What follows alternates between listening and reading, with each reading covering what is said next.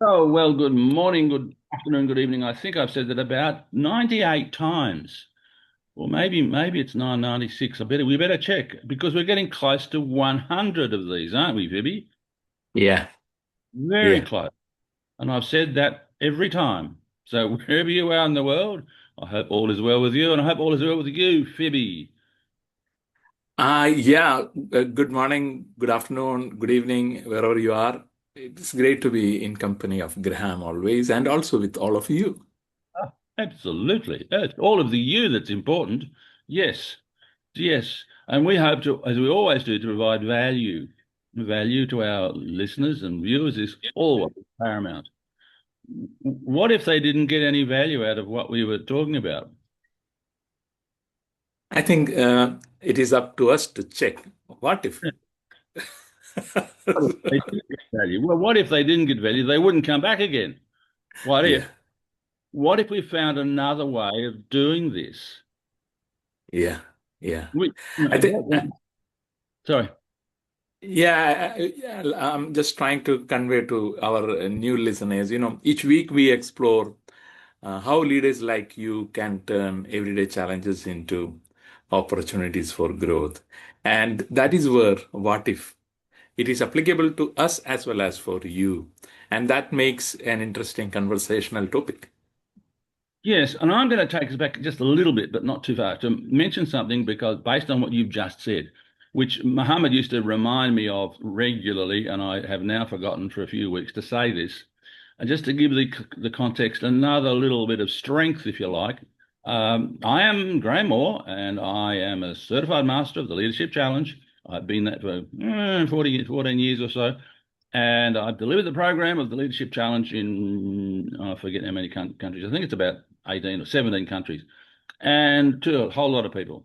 And the Leadership Challenge is one of the most widely recognized leadership development programs in the world.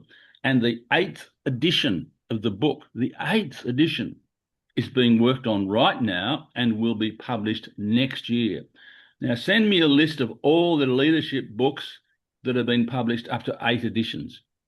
No, I won't get a list because there ain't none, right? This is unique. And my good friend Phoebe Francis is a trained facilitator for this program, and that's why we focus on talking about leadership, and we also include in this some really good points about the leadership challenge. So, why do I say two of my favorite words when they go together? What if? Why would I use those? I think it is about imagination. It is about leadership innovation. It is about how we can think differently in that in the moment. When we use that phrase "what if" in our conversation, it opens up new possibilities. That is how I see that, Graham. Yeah, what if challenges one of the old statements in organizations? Been around a long time. I hope it's being used less and less these days. But I can remember years ago when this statement would often be trotted out when someone wanted to do something differently. But we've always done it this way. Okay, well, we'll go back to the old horse and cart, and we'll go back to powering our houses with fires and so on. I mean, this statement of we've always done it this way, we've got to say, what if? And this is part of the third practice of the leadership challenge, the third practice of exemplary leadership, which is, Phoebe, Challenge the the process. process. Absolutely. We've got to find another better ways of doing things. And we are Yeah, yeah. constant, you know me, Vivi, I will say, what if so often? What if we didn't do this? What if we did that? And I'm not being a disruptor or being difficult. I am wanting people that I work with to think of other ways of doing things. If we didn't Mhm. think of other ways of doing things, we wouldn't have telephones like mobile phones that we have these days or smartphones. We wouldn't have smartphones. And we know that some of the most important developments in our daily life came because someone said, what if? What if? I remember a story of a woman who was at Harvard. She was a professor in the engineering field. It might have been electrical and engineering, I don't know. But she said, I got tired of waking up in the middle of the night thinking I must charge my phone and find the cable to charge my phone and put that on. And she said, there's got to be another way to charge your smartphone or any other device than just making sure you've got a plug to plug or a cord to plug it into. So now we know we can do these sorts of things remotely. We can put our phone onto a thing and it sucks up the energy and suddenly it's got power. People are looking for better ways to do things. What if? What if we didn't do it that way? What if we didn't have a meeting 3 times a day to talk about the same topic? Yeah, that reminded me the other day I came across, a new way of working, especially in the world of AI, agentic AI coming up, and I came across a um, robotic automation process or something like that, which is known as open claw. So the claw can have number of agents. So you can have agents created by yourself by talking to OpenClaw, giving instructions. Maybe like if I am having a company, I can have an OpenClaw agent developed in the form of a CFO. I can have an agent developed as a CMO. So these all are changing the way we work, and especially larger organizations are going to experience competition from one person with a lot of agents running around. And this is the power of what if question, which each of those people who innovated those agentic AI thought about. What can I do with my agents? What can I, for example, what processes I can change? And that is where, and again, the courage to question assumptions. And I think that is where leadership begins. Absolutely. And one of the keys to innovation, to asking the what if question and challenging the process, should and can most often best come from people at a lower level, not the CEO necessarily, not the group general managers necessarily, not the CFO necessarily, but have people who are actually working in the trenches, if you like, working on the production line. And I've got stories about how significant cost savings are made on a production line. And the information, the change, the ideas of doing it differently came from the people who were working on the production line. Why did they come up with this? Because they're working on it every day. They know the weaknesses. They can think about how they can change things to make a difference. And so often they get blocked by their manager who feels threatened by someone coming up with a better idea than he's come up with. So they shut up. They don't put it forward. They don't look for a better way of doing things. And I've told this story before. I won't go into the details, but the gentleman who told me this, who was the general manager of the company, who got significant cost savings. I said, he told me that it was the staff who came up with how to make improvements on the production line. What if we did this? What if we didn't do that? And they were implemented. And I said to him, I want to come and look at the factory and see what you're doing. And he said, all you will see will be smiling faces. Wow. That means that he encouraged people to make the changes, to come up with the ideas and feel satisfied about what they have achieved. This then adds to their purpose in what they are doing and their commitment, their engagement, all of these other factors, instead of just saying, no, follow the rules, do this. Now, I know rules have got to be followed. All right. I know that. And our dear colleague who's not with us at the moment, Mohammed Shukri, began his career working and is still very closely involved with health and safety. And I would be not the person to say, well, what if we did this when it comes to health and safety? But there are ways to make improvements in that area of health and safety. And I remember I remember where I was. I was in Saudi some years ago, before the 787 was commissioned as a Boeing aircraft. And I said to the group, they were actually the senior engineering division of a large. Can I name it? Okay, it was Saudi Air, and I said to them, "What if we're sitting in a meeting and we say, why don't we build one aeroplane? Why don't we build one out of plastic?" Now these are men who one of them was the running the audit team for the safety requirements of the airline. And they were looking at the manuals for safety and for repair and also to make sure that all the mechanics and everybody who's doing any work on the aircraft has got the correct and most up-to-date information, right? We don't want people to be careless or cavalier or reckless when it comes to airline safety. Absolutely not. So when I said, what about we do this? And they build a plane out of plastic.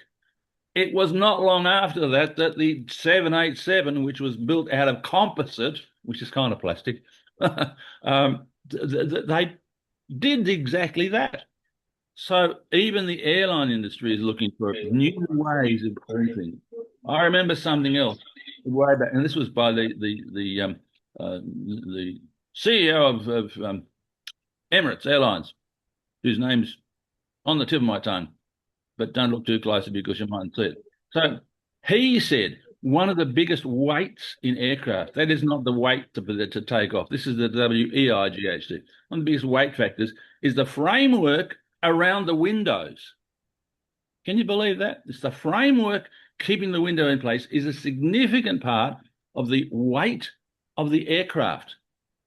And he said, what we're looking at doing is creating not just a window that you can look out, but a screen that you can look at, bringing the television viewing from outside because we've got a camera outside and you're looking at a view through the television camera so that we can take all that weight out of the aircraft and make it so much more efficient.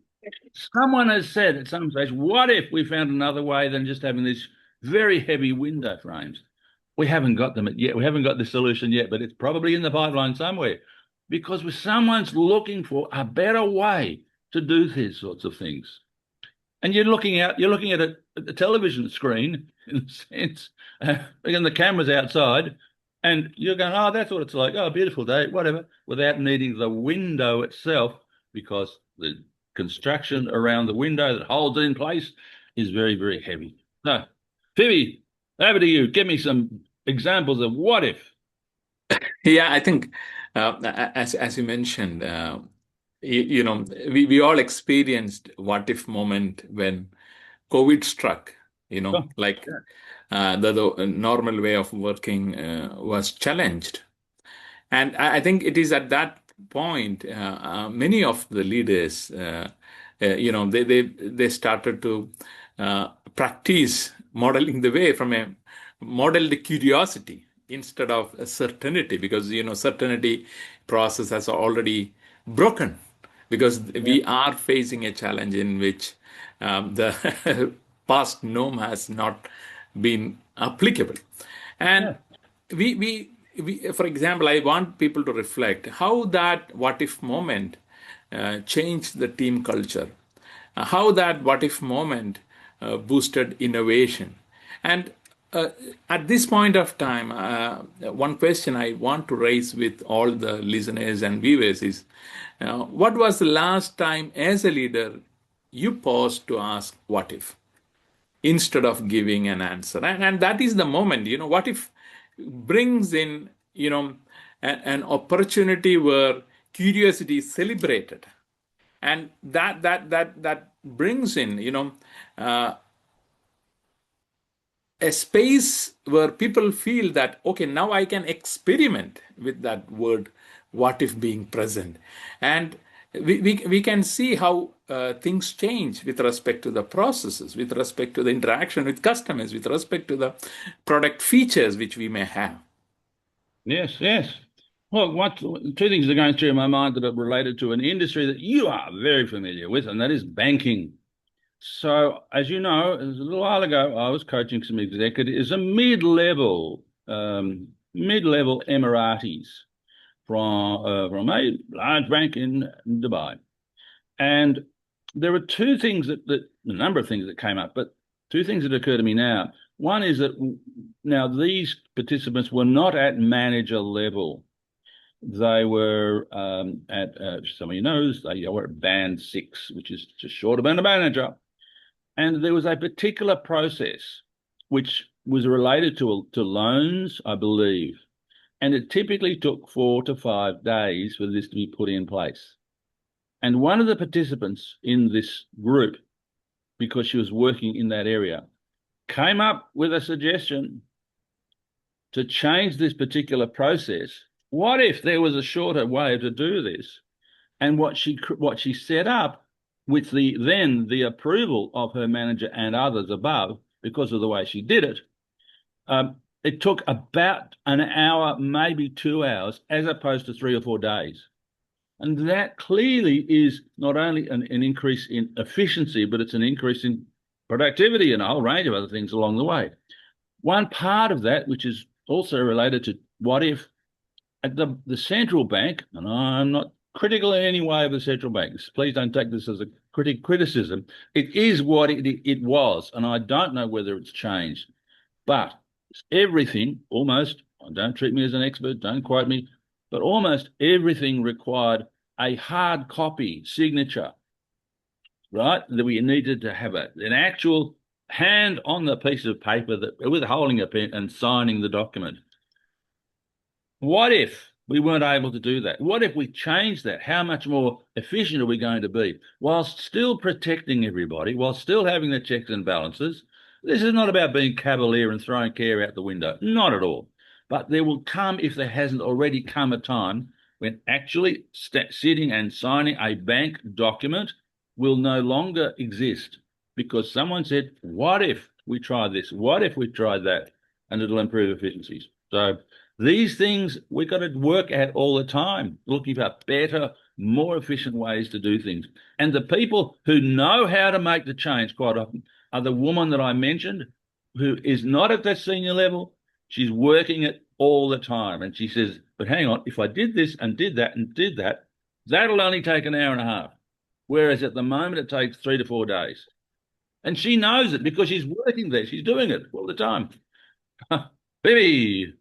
Yeah, I think this also led me to think about, in the Leadership Challenge by Jim Kuzuz and Barry Posner, they always talk about the second practice, inspire a shared vision.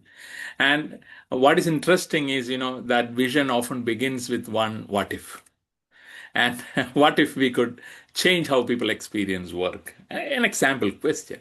What if we could double our impact without doubling our hours? So, those thoughts are all leading with that what if question. And again, I remember, if like for an example, it is like Steve Jobs asking, what if a computer fit in your pocket? And that is where iPhone is there. Or Elon Musk asking, what if people lived on Mars? And those were in business plans. They were leadership sparks, which leads to change, which leads to transformation of work. And we now have the self-driving cars, which we all experience in different parts of the world. Now in Dubai, we are going to experience flying taxis and already the experimentation is going on. Yes.